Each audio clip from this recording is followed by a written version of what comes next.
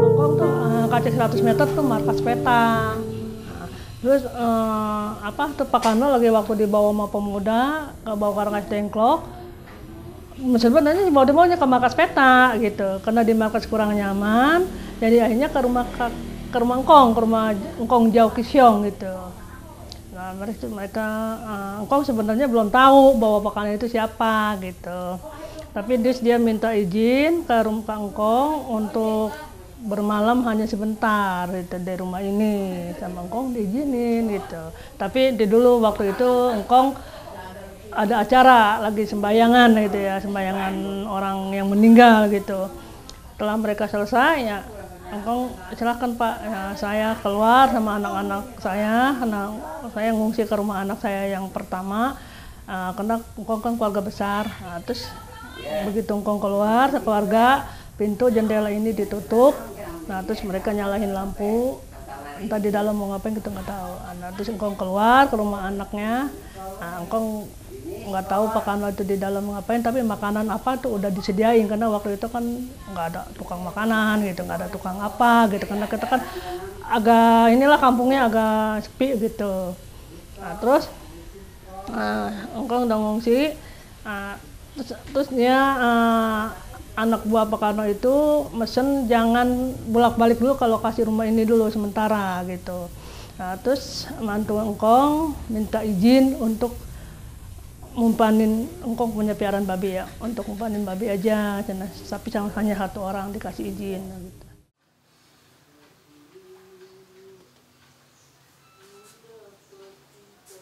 Waktu itu rumah Engkong tuh yang posisinya yang aman lah gitu, karena rumahnya agak tertutup dan jauh ke jalan gitu. Jadi walaupun banyak orang nggak kelihatan gitu, jadi agak tertutup lah gitu.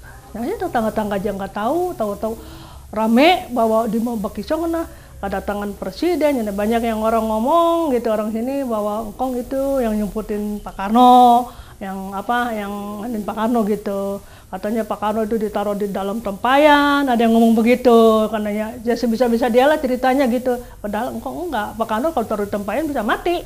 Enggak pernah, katanya cuman biasa aja tempatnya ya gitu, tempat dindingnya biasa ya bebas gitu, cuman rumahnya agak tertutup aja gitu.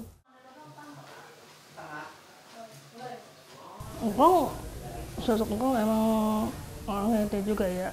Ya satu dia orangnya menolong gitu, sama siapa aja yang butuh pertolongan dia dibantu. Apapun gitu ya, itunya kebutuhan pasti dibantu sama dia gitu. Kedua ya dia hanya biasa petani biasa gitu. Ya emang dia usahanya dari tani, dari ternak dan nyewa kursi gitu. Itu aja.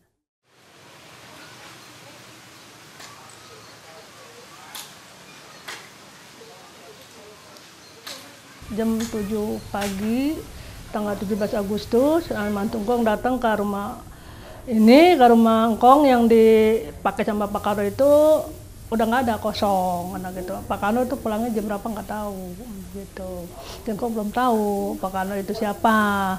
Nah terus cuman dia tahu namanya aja Pak Karno gitu, sama istrinya yang datang kan Pak Karno, istrinya Bu Fatmawati Guntur sama Bung Hatta. Setelah ada gitu mantunya pulang kembali kan, balik lagi bilangin ke Engkong bahwa rumah kita itu udah kosong, bahwa Pak Karno itu telah nggak ada, orang tamu dari Jakarta. Nah, terus Engkong semua sama papa saya sama mama saya balik lagi ke rumahnya gitu. Udah gitu lihat, oh iya udah kosong, ini tamu itu jam berapa pulang itu, kata Engkong ini Pak Karno siapa ya, nah datang permisi kok pulang nggak permisi ya. Nah, saat itu emang belatak di kertas karena Engkong kan bukannya bukannya orang peta, bukannya orang apa gitu, cuma hanya petani biasa. Jadi nggak ngerti gitu. Jadi ya udah diberes-beresin aja gitu, disapuin, dibersihin. Ada bersih di belakang juga banyak katanya ini apa ayam-ayam yang dipotongin bulu-bulu belatak lah gitu, diberesin dah gitu. Nanti nggak lama datang orang peta ngasih tahu Kang Kong, mau ngucapin terima kasih bahwa yang ngindep itu Pak Karno, presiden kita, anak kita udah merdeka. Kang kaget, oh itu tuh presiden, kata Kong. Kok pakai bajunya kok baju tidur, nah gitu. Terus kata orang peta, karena kan keadaan di Jakarta gawat gitu. Jadi dia pakai baju tidur, nyamar, bahkan baju tidur udah mau baju peta gitu.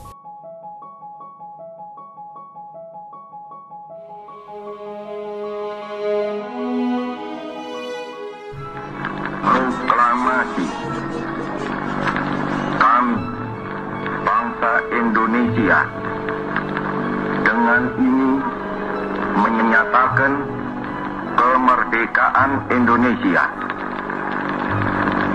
Hal-hal yang mengenai pemindahan kekuasaan dan lain-lain diselenggarakan dengan cara saksama dan dalam tempo yang sesingkat-singkatnya.